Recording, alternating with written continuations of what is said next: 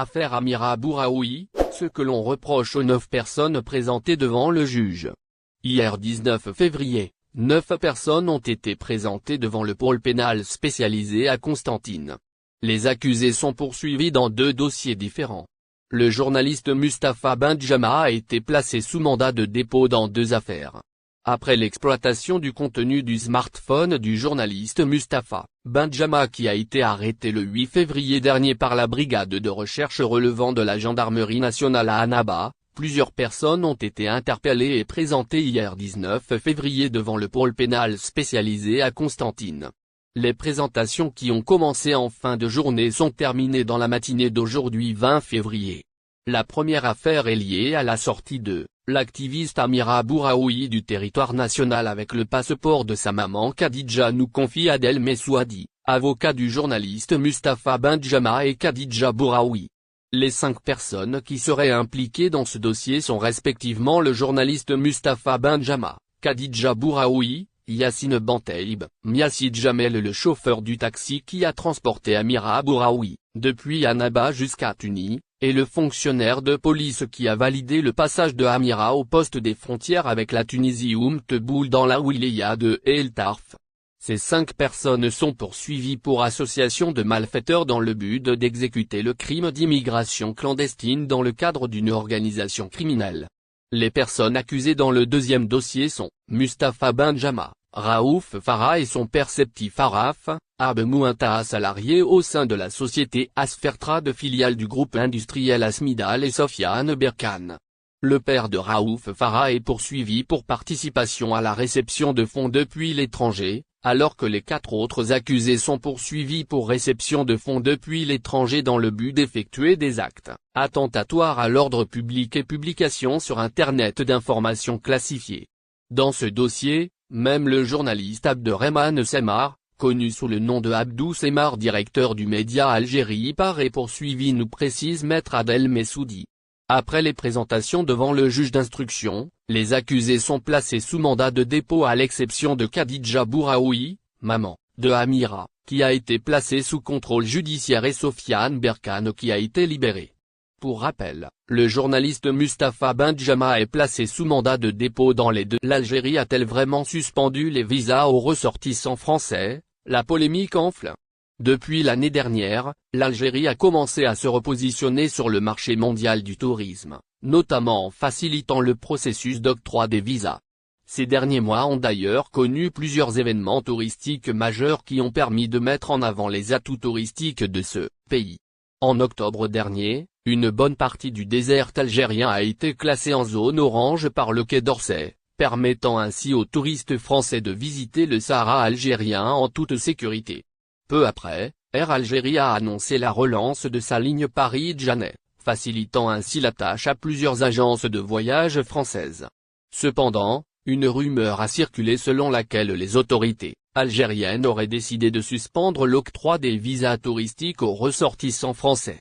Cette information a été démentie catégoriquement par le ministère algérien des Affaires étrangères qui a qualifié cette rumeur de campagne de désinformation menée cercle hostile à l'Algérie.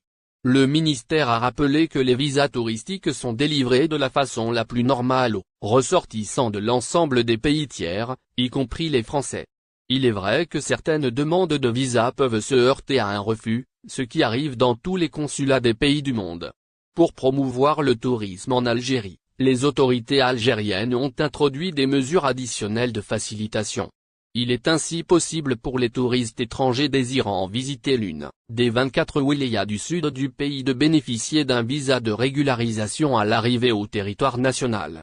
Cependant, il est nécessaire de passer par une agence de voyage agréée par les autorités algériennes pour bénéficier de cette facilitation. Le ministère algérien des Affaires étrangères a précisé que les demandes de visa formulées à titre privé sont également traitées au niveau des services consulaires algériens à l'étranger, dont ceux en France, conformément à la réglementation et aux procédures en vigueur. Notons que l'Algérie dispose de nombreux atouts touristiques, notamment dans le sud du pays où se trouvent des paysages à couper le souffle, des sites archéologiques, des plages magnifiques, une gastronomie riche et diversifiée, ainsi qu'une population accueillante et chaleureuse. Les autorités algériennes ont donc raison de promouvoir le tourisme en Algérie et de faciliter la procédure d'obtention de visa. Il est important de rappeler que le tourisme peut contribuer grandement au développement économique et social d'un pays. En plus de générer des revenus, le tourisme permet de créer des emplois et de favoriser les échanges culturels entre les peuples. Il est donc essentiel que les autorités algériennes continuent de promouvoir le tourisme en Algérie et de faciliter l'accès au pays pour les touristes. Affaire Amira Bouraoui, mandat de dépôt pour plusieurs personnes. La dite affaire Amira Bouraoui ne cesse de connaître des rebondissements, la dernière en date est la présentation de plusieurs personnes dont la mère de la militante et opposante devant le juge d'instruction, à Constantine après des jours de garde à vue à Annaba. En effet, hier le dimanche 19 février 2023, 8 personnes en tout selon le Comité national de la libération des détenus, CNLD, ont été présentées devant le juge d'instruction près du tribunal criminel, pôle pénal spécialisé, de Constantine. Toujours selon la même source, le juge d'instruction près du tribunal criminel, pôle pénal spécialisé, de Constantine a décidé de placer la maman d'Amira, Khadija Bouraoui, sous contrôle judiciaire.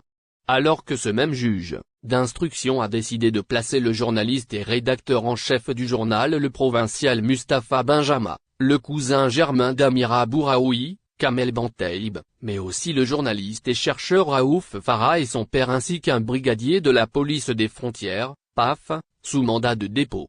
D'après le CNLD, aucune nouvelle n'a filtré encore sur les autres personnes arrêtées dans le même dossier et qui ont été présentées aujourd'hui devant la même juridiction. Le chauffeur de taxi qui aurait conduit la militante Amira Bouraoui à Tunis, de l'activiste Sofiane Berkane, et d'un travailleur de la société Asmid Al-Danaba, Montahab.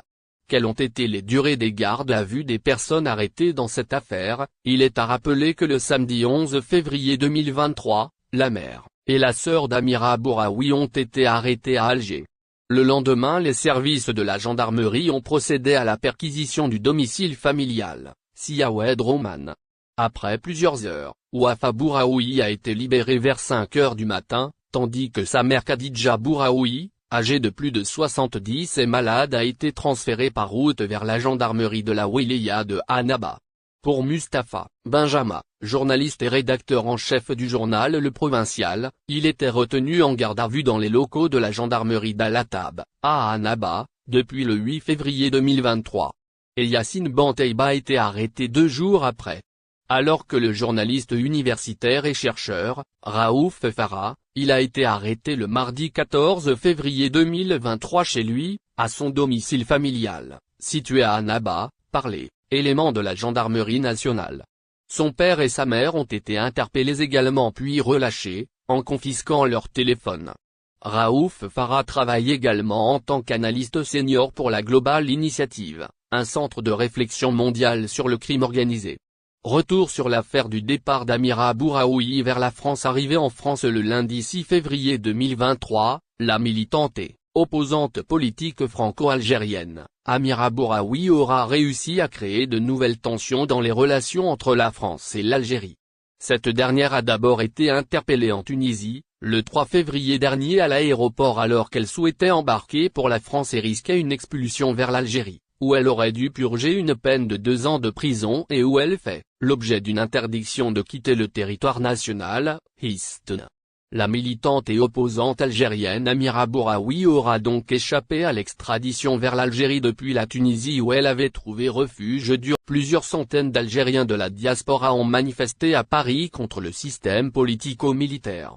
Plusieurs centaines de membres de la diaspora algérienne sont sortis manifester ce dimanche 19 février, à Paris, contre le régime politico-militaire algérien, répondant à l'appel lancé par le collectif Libérons l'Algérie. Ils ont scandé lors de cette manifestation des slogans rappelant ceux du Irak, libération immédiate des détenus politiques, une transition démocratique, instauration d'un état civil et non militaire. N'oubliez pas, abonnez-vous à notre chaîne Olive News et activez les notifications pour recevoir nos publications en temps réel.